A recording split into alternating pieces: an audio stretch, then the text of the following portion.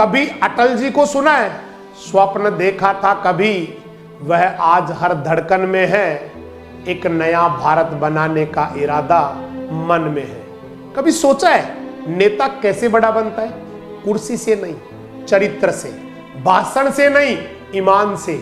और भारत में इस सच का सबसे बड़ा प्रमाण एक ही नाम है, अटल बिहारी वाजपेयी जी।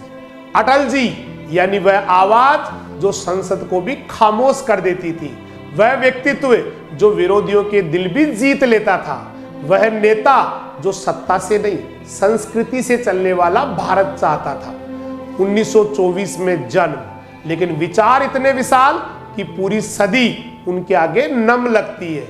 उन्होंने राजनीति को पैसा नहीं माना, जन सेवा का पवित्र धर्म माना।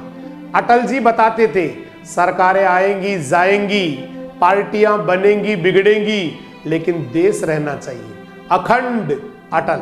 वे सिर्फ नेता ही नहीं, वे कवि थे, विचारक थे, युग दृष्टा थे और लोकतंत्र के सबसे बड़े चमकते सितारे थे। 1977 आपातकाल का अंधेरा टूटा, देश को लोकतंत्र का उजाला मिला और इस उजाले की आवाज में अटल जी सबसे आगे खड़े थे। उन्होंने कहा था हम सत्ता में आए हैं तबाह करने नहीं, देश बनाने के लिए। और भाई उनका नेतृत्व किसी किताब में नहीं, इतिहास में लिखा जाता है। पोखरण 2 जब दुनिया भारत को रोकने में लगी थी, अटल जी भारत को परमाणु शक्ति बना रहे थे।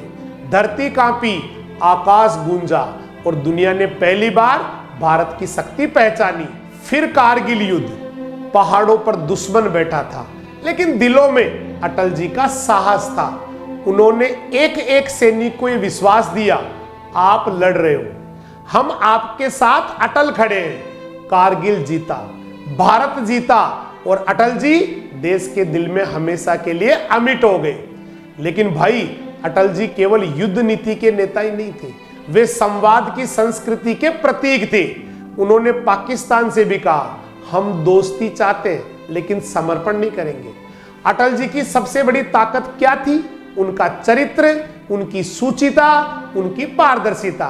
विरोधी भी कहते थे अटल जी से मतभेद हो सकते हैं, द्वेष नहीं। उनके भाषण वक्तृत्व कला ही नहीं, भारत माता की भाषा थे।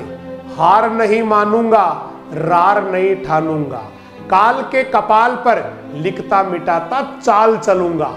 ये पंक्तियां सिर्फ कविता ही नहीं, उनका पूरा जीवन थी। अटल बिहारी वाजपेयी जी को हृदय से नमन। आप अटल थे, अटल है, अटल रहेंगे।